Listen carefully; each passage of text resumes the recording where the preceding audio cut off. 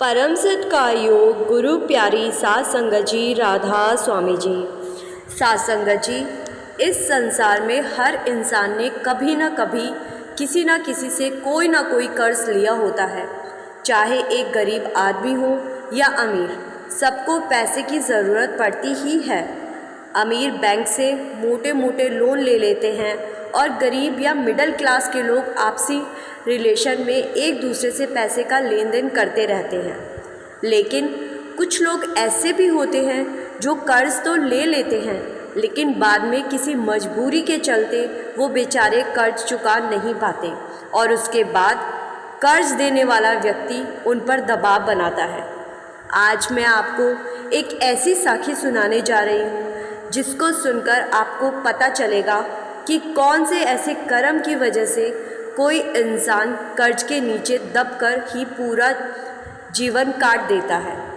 दिन रात मेहनत करके भी वो अपना कर्ज नहीं चुका पाता और कर्ज देने वाला व्यक्ति कर्ज लेने वाले पर सारी उम्र दबाव बनाकर रखता है और इस वजह से उस इंसान को समाज के सामने बेइज्जत होना पड़ता है। कई बार हम ये भी देखते हैं कि कुछ लोग बैंक से लोन लेकर गाड़ी या घर खरीद लेते हैं, लेकिन बाद में किश्त ना चुका पाने पर बैंक वाले घर और गाड़ी को अपने कब्ज़े में ले लेते हैं, जिस वजह से लोन लेने वाले इंसान को शर्मिंदगी उठानी पड़ती है। आज की साखी ऐसे ही एक मजबूर सत्संगी की साखी है जी, जिसने एक पूर्ण गुरु से नामदान ले रखा था और ये भाई भजन सिमरन तो नहीं करता था, लेकिन गुरु घर में जाकर सेवा बहुत किया करता। इसके गुरुजी इसको हमेशा भजन सिमरन करने के लिए कहते थे, लेकिन इसका मन भजन सिमरन में नहीं लगता था।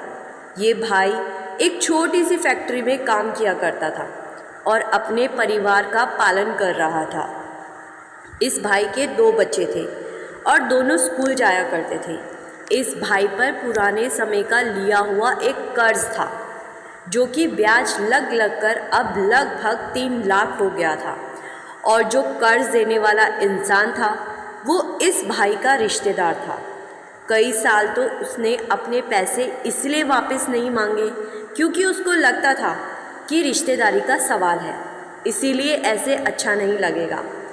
लेकिन ये सत्संगी भाई उसका कर्ज नहीं चुका पा रहा था।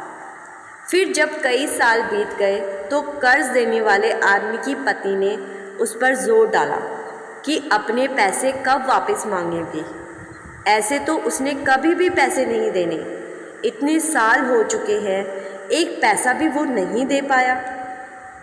तो पत्नी के बार बार जोर देने पर इस आदमी ने सत्संगी भाई पर दबाव बनाना शुरू कर दिया। अब 8-10 हज़ार रुपये कमाने वाला एक मामूली सा इंसान अगर कर्ज चुकाने के लिए किश्त देता तो परिवार को क्या खिलाता।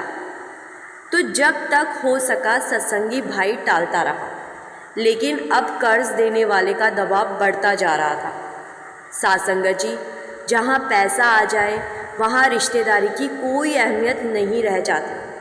तो अब कर्ज देने वाला आदमी इस भाई की फैक्ट्री तक पहुंचने लगा और फैक्ट्री में सबके सामने सत्संगी भाई को बेइज्जत करने लगा।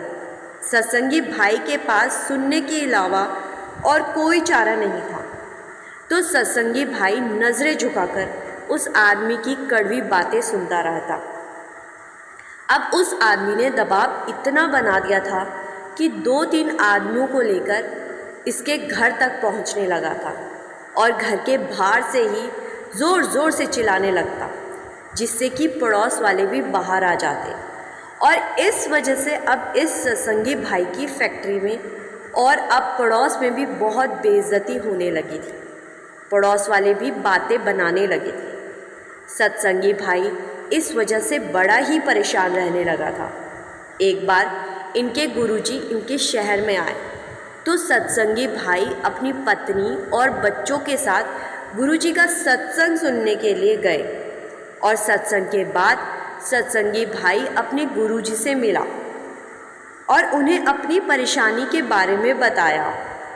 उसने कहा कि गुरुजी, आप तो जानते हैं मैं डेरे में इतनी सेवा करता हूँ, लेकिन फिर भी मैं इतना परेशान रहता हूँ और अपना कर्जा चुका नहीं पा रहा। तो गुरुजी ने कहा कि बेटा, ये सब तो पिछले कर्म होते हैं जो हमें भोगने ही पड़ते हैं, लेकिन भजन सिमरन करोगे तो कर्मों को भोगने की ताकत मिलती रहेगी।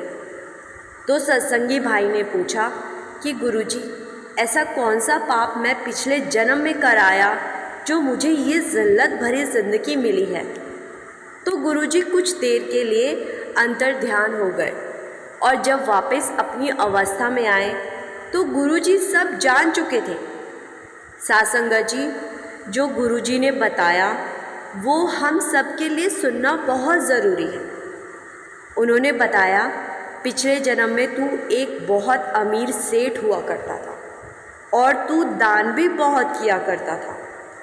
तो सत्संगी भाई कहने लगा कि गुरुजी, दान करना तो अच्छी बात होती है, दान करके अगर ऐसी ज़िंदगी मिलती है तो कोई दान क्यों करेगा। तो गुरुजी ने कहा कि बेटा, अभी मेरी बात पूरी नहीं हुई है। पिछले जन्म में तू उस समय की मौजूदा सरकार से, या यूँ कहे कि बैंक से, अपने व्यापार के लिए मोटे मोटे लोन लिया करता था और बाद में व्यापार को घाटे में दिखाकर लोन वापस नहीं चुकाता था। और एक बार तूने अपने एक बहुत करीबी के दोस्त से कुछ पैसा उधार लिया था, लेकिन उसके बाद तेरी नीयत खराब हो गई और तूने अपनी दोस्ती की परवाह नहीं की और अपने दोस्त से लिया कर्ज वापस नहीं दिया। ऐसे हेरा फेरियों से कमाए धन में से तू कुछ पैसा दान कर दिया करता था। तुझे ये लगता था इस काली कमाई में से कुछ पैसा दान कर दूंगा तो मालिक मुझे बख्श देगा, लेकिन जब तू दान करता था तो तुझे खुद पर अहंकार होता था और जब भी तू किसी मंदिर में या किसी धार्मिक स्थान पर दान करता था तो तू वहाँ अपनी दान की गई राशि की अनाउंसमेंट करवाया करता था, जिससे कि समाज जान सके कि तू कितना बड़ा दानवीर है। और तू चाहता था कि सब लोग तेरी जय जयकार करें। और जब तू गरीबों को लंगर खिलाता था तो तू खुद को बड़ा और उनको छोटा होने का एहसास करवाता था। तू ये सब भूल जाता था कि खिलाने वाला तो वो मालिक होता है और हम तो सिर्फ एक ज़रिया बनते हैं। फिर आगे गुरुजी ने बताया कि बेटा, एक एक पैसे का भी हिसाब देना होता है। पिछले जन्म में जब तूने कर्ज लिए थे तो तू जानबूझकर वापस नहीं करता था। उस समय तू बहुत सक्षम था कि तू कर्ज को वापस कर सके, लेकिन तेरी नीयत उस समय बहुत ख़राब थी और इस जन्म में भी तूने कर्ज तो लिया, लेकिन इस जन्म में मालिक ने तुझे ऐसा बना दिया कि तू कर्ज के नीचे ही पूरी उम्र काट रहा है।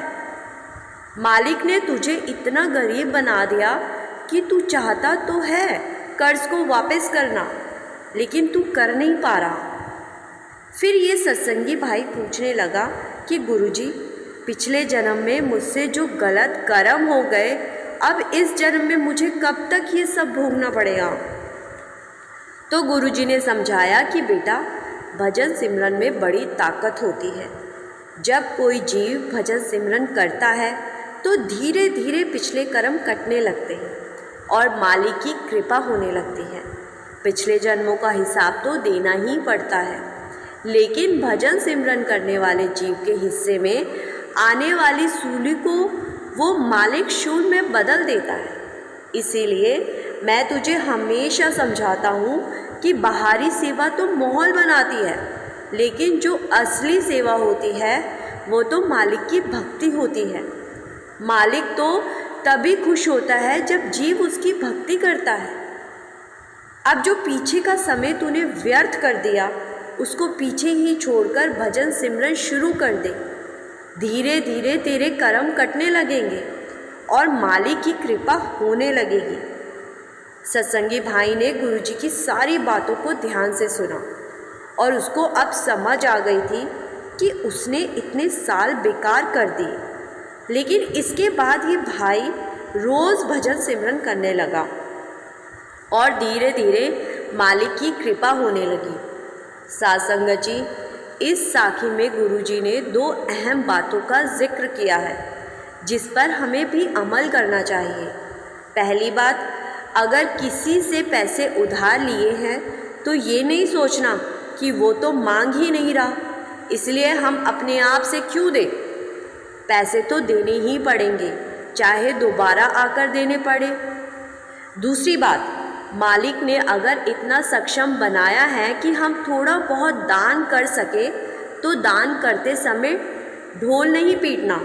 असली दान तो वो होता है जो दाएं हाथ से किया जाए तो बाएं हाथ को भी पता न चले। दान करके दिखावा करने का मतलब है अपने ऊपर एक और कर्म का बोझ लादना। साध संगत जी, आज की साखी से कुछ सीखने को मिला तो कमेंट में राधा स्वामी ज़रूर लिखिए जी। और गर्मी के दिनों में घर की छत पर किसी बर्तन में पानी ज़रूर रखें जी। इतनी गर्मी में पक्षी पानी पीकर अपने आप को बचा पाएंगे जी। ये भी एक सेवा ही है जी। गुरु प्यारी साध संगत जी, राधा स्वामी जी।